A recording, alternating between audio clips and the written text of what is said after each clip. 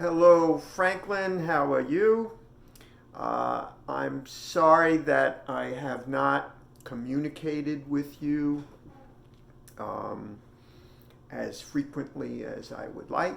I did get your recent messages, so here's my response. I'm settled into my new home in Philadelphia, so I should be able to send you videos more often. It would be great if you had access to a really strong internet connection, because if we were able to, you know, have a connection where we could go back and forth, um, have a video where you could play something for me and I could comment on it right away, that would be a much better way for me to help you work on your trumpet playing. So I don't know if that's possible for you to get a really good, strong, fast internet connection. Let me know about that. Uh, anyway, I enjoyed the video that you sent to me. It sounds great. You sound really good. I like the way you were blending with your friend there who's playing the saxophone. And let me see, I wrote some notes about some things for you. Okay, here's a few things that I want you to think about. I'm still going to ask you to try and think about your posture, about sitting up nice and straight when you play. You still kind of have a little bit of a tendency to slouch and sit with your back curved. Like if I turn this chair, I don't know if I can tilt the phone so you can see what I want to show you. There we go. You can see the back of my chair, right? So let's say I'm playing the trumpet. I wouldn't play the trumpet like this and touch the back of the chair. If I'm playing, I always sit up like this, and my back is not anywhere near the back of the chair. I'm sitting up really straight, and that's the best way to play. Because if you sit like that or stand with really good posture, you're going to breathe better, and breathing is super important. You have to breathe correctly in order to get the best sound out of the trumpet. So remind yourself, sit up straight, sit up straight. And after a while it becomes habit, and then you don't have to remind yourself anymore because you do it automatically. So that's comment number one. Now, here's something I've noticed in a couple of your videos, and I want you to think about this. First of all, let's talk about tonguing and slurring. Tonguing I talked about in my other video. Remember, that's using your tongue to start the sound.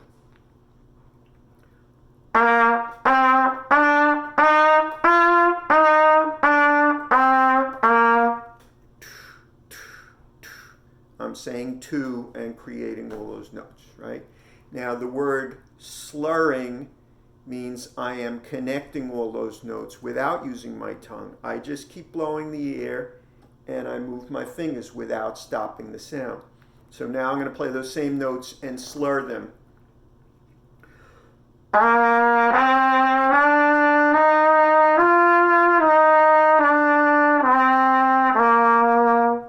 Okay? Now, if I am slurring notes, and I hear you slurring some of your notes, which is fine, you want to do that. You know, music is interesting if sometimes you are slurring notes and sometimes you're tonguing them. You can have more variety in your music. However, when you switch from one note to another, the movement of your finger should be quick. Okay? Now I'm going to do it the wrong way. I'm going to move my finger slowly in between the notes and listen to what happens to the sound.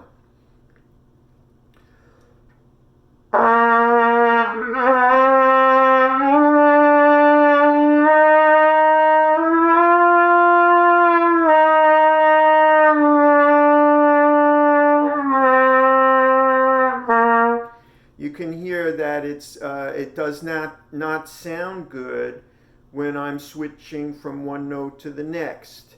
There's a messy, sloppy sound in between the notes as I'm moving from one to the other. Now I'm going to play those notes again very slowly, but when I move my fingers, I move them rapidly.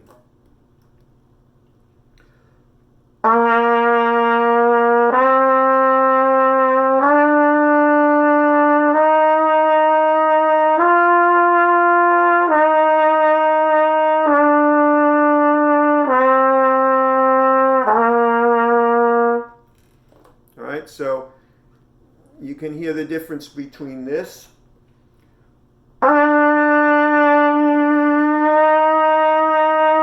and this.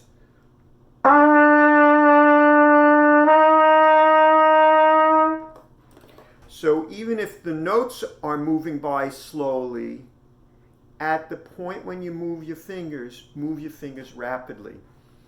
And if I play that same scale, but I play it very quickly, I'm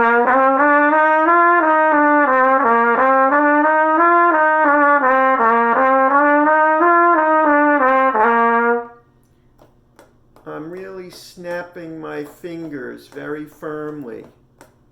That's the right way to do it. I'm punching it down, okay? And I lift it quickly.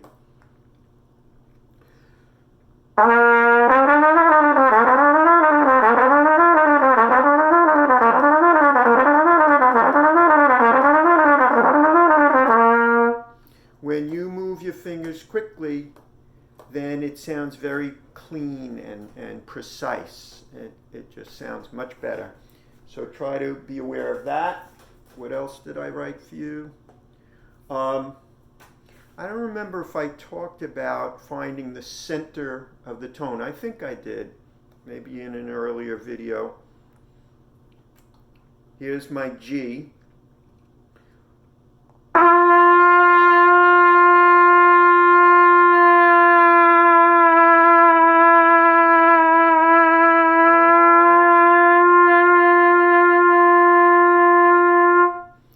If my lip is a little bit too loose or the air is not moving strong, then you can hear that the pitch drifts down, and then that's not the best tone. So you want to find that spot where your lip is not too tight and not too loose, where you get the best tone.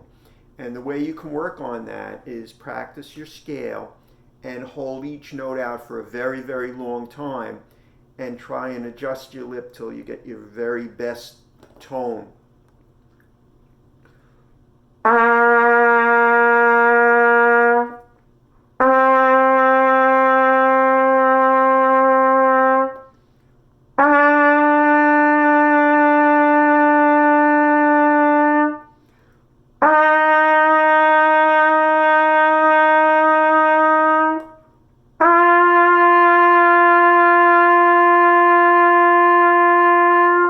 Just hold it out and listen very carefully so you can polish your tone and make it sound as good as you can. Okay, and let's talk about timing. I once said to you that you should use a metronome.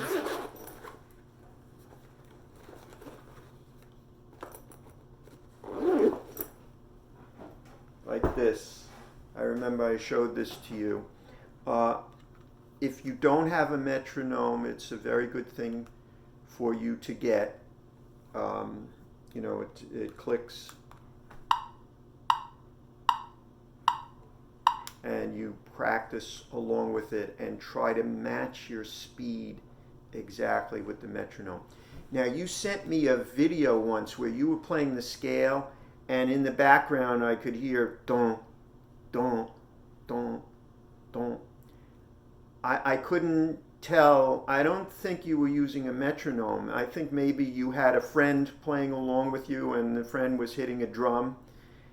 That's good practice, to practice with your friend and try and match up your timing. But the metronome, the beat that the metronome gives you is perfect. It's never going to speed up or slow down. So that's a great way to practice, because you know if your notes end up being faster than the metronome or slower than the metronome, you know what to do to make your timing better.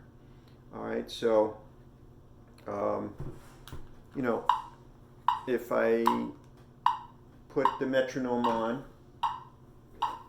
and I try to match my speed exactly with the speed I'm hearing, it should sound like this.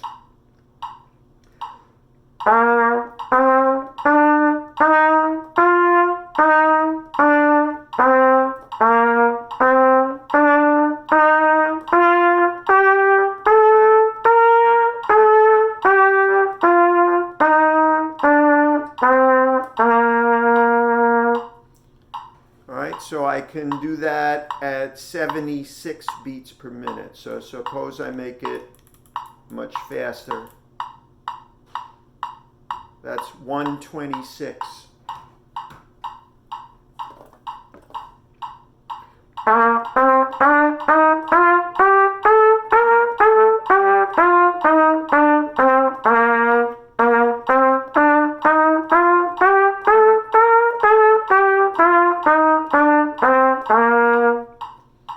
So you can hear that I'm matching up the speed of my notes with the metronome, and that's very, very helpful to your playing. So you can buy a metronome. If you need a link, I can send you a link to a metronome. And you can also get an app on your phone with a metronome. That's another way to do it. Okay, so that's that. So work on your timing.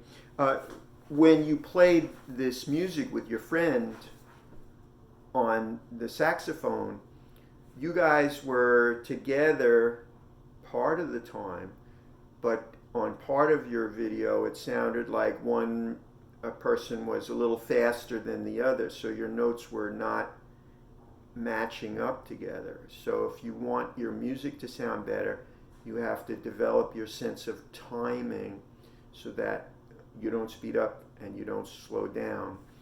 And hopefully the other musicians that you are playing with also have a very good sense of timing. Here's another item that you can think about, is how do you end your note. If I hold a note out and then I end it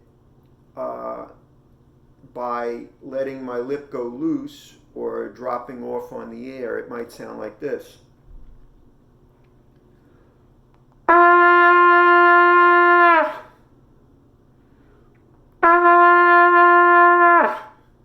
You hear at the end, and it drops off.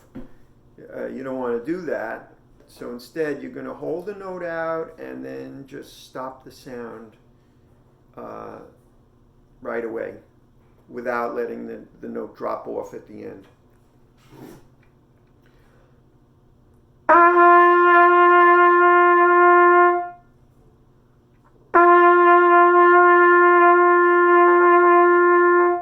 You see, just end the sound without that sloppiness or extra movement in the note right at the end of it. So that's another thing that you can be aware of. And when you practice your long tones, when you practice the scale and hold the notes out, you can work on that as well.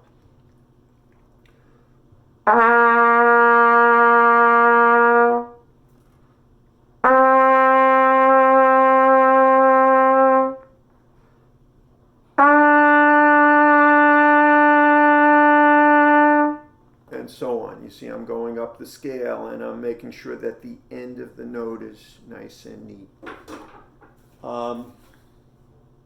Okay, so that's a lot of stuff I just talked about, and I hope that at least some of it is helpful to you. Now, you mentioned in your message that you learned several scales. That's great. I'm happy to hear that, and I would love it if you could send me a video with you playing all your different scales. Let me check that out and see what you sound like. Play every scale you know how to play, and that will help me help you. I can watch the video and then give you some ideas to improve it. I also want to help you learn to read music if that's something you want to do. So in that book that I sent to you, maybe you could pick out anything from the book and see if you can learn it. I talked to you earlier about how to figure out which note is which. You can write, you said that you're used to using the do, re, mi, fa, sol, la, ti, do system. So if it's still confusing to read the notes, if you want to write the syllable underneath the note, if that helps you, maybe you should try doing that. And if that's difficult for you to do and you're not sure of which note is which, you let me know, and then I'll write it down for you and send it over to you. So it's your turn. I'm waiting for you to send a video back to me of some more playing when you're ready, and I really look forward to that, and hope you have a great day. Take care. Bye-bye.